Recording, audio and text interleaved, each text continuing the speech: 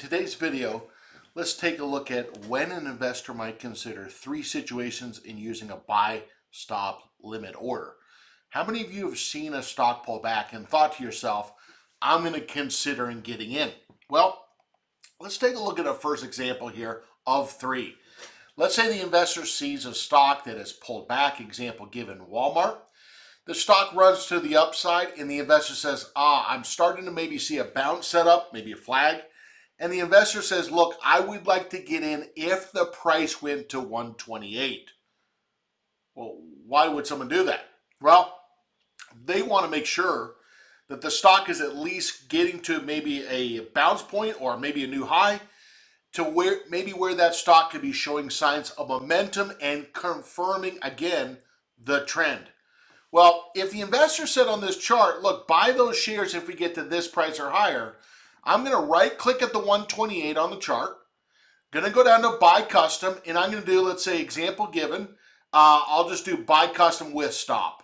Now, when we talk about sell stops, we know what that means.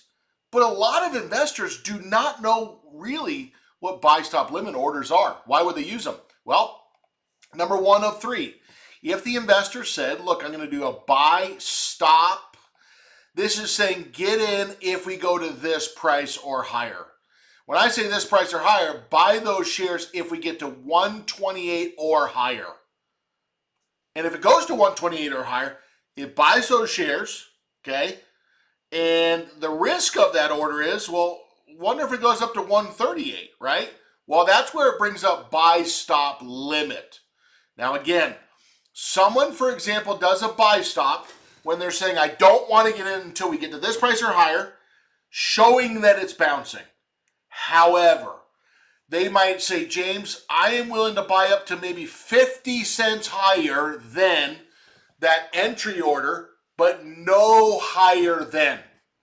So, on the chart, if I did this, if I went dated GTC, it's saying buy those shares if we get to that price or higher, and you're allowed to buy up to here, but no more than there. That's why it's called a limit, okay? If I just did example given, a dated GTC for that stop, I'll just put a stop at 124, example given. If we put this on the chart, you're now going to see when we take a look at this, is it's going to come up and it's going to show that buy stop price. Now, on your paper money account, it will show that that order is sitting right here at 128, okay?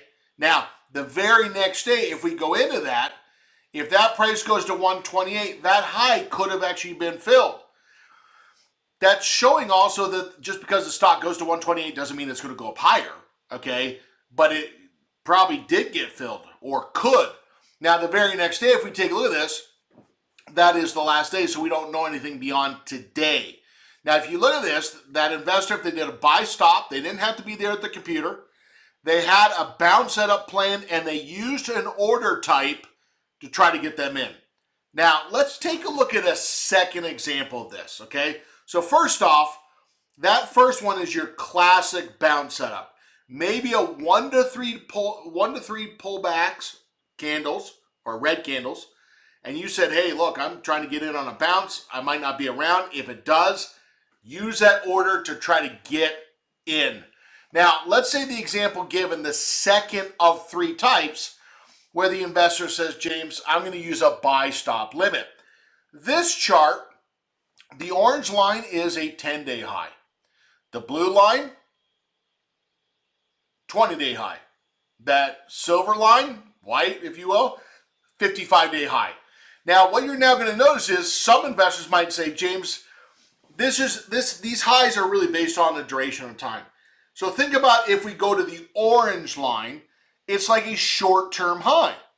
Well, what I'm going to do is, when might the investor use a buy stop limit?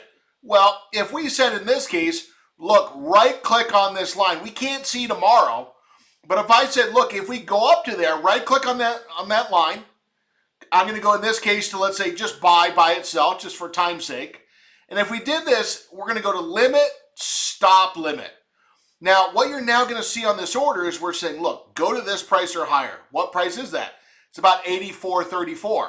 I'm going to type in 84.34. Now, I don't know what's going to happen tomorrow, but I'm going to widen this out 50 cents. Now, if we did this, if we go to that price or higher, that price being 84.34, get in.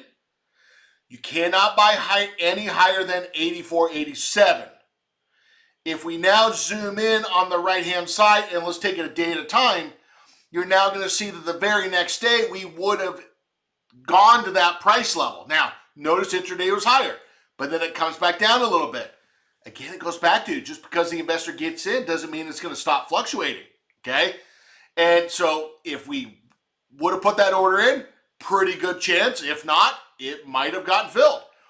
And if we actually go forward to the very next day, are all going to show something like that? Well, not all of them, okay? Some will go down. In this case, hit that breakout line, and it actually broke to the upside. Some could do that. Now, the third point is not looking at, let's say, a breakout in terms of a duration of time. It's just a breakout in terms of maybe like a horizontal diagonal level resistance.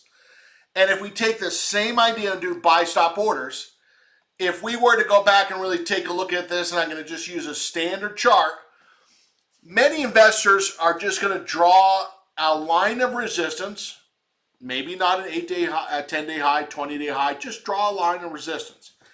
If the investor says, look, I want to get in if we go to this price or higher, well, if we put that in, we're going to right click at that line.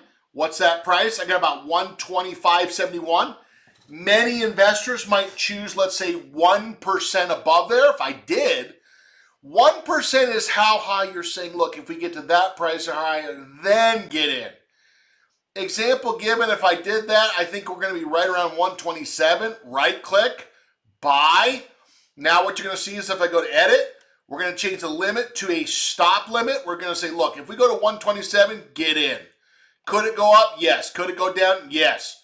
And we're going to say, look, if we go to 127, get in, but the cap, which tends to be maybe 50 cents, maybe at the widest perhaps, $1 wide, that's the range it's able to buy. How many trades have you missed because you didn't actually have a confident understanding of when to use the order types? Number one, someone's probably using a buy stop limit when they're trying to do a bounce trade. In your lifetime, how many bounce trades have you looked at? The answer is probably a lot. Second, is a breakout trade based upon the duration of time like we saw in the previous chart on Netflix. And the third is really a breakout just more on standard lines of resistance in general. The purpose of the buy stop order is that it could be working when you're not there. Second, the purpose of actually that buy stop limit is to cap the limit price in which it's able to buy up to. So that way the angst of the investor is not as high. So if we now go confirm and send, it tries to go out and fill. Now, could it go up? Went up a little bit, right? And you're going to see the very next day it pushes. Again, some are going to go up, some are going to go down, but the goal is to try to make, using the orders to systematically trade that investor's plan and also their strategy. So remember, if you have not, let's say, gone to our Trader Talks channel on YouTube, make sure that you do that. And that way you can actually see all of our content right there on YouTube. Also join us on X as well. See all of our content. My X handle is @JamesBoydCS. And want to actually say, go out and practice these buy stop orders.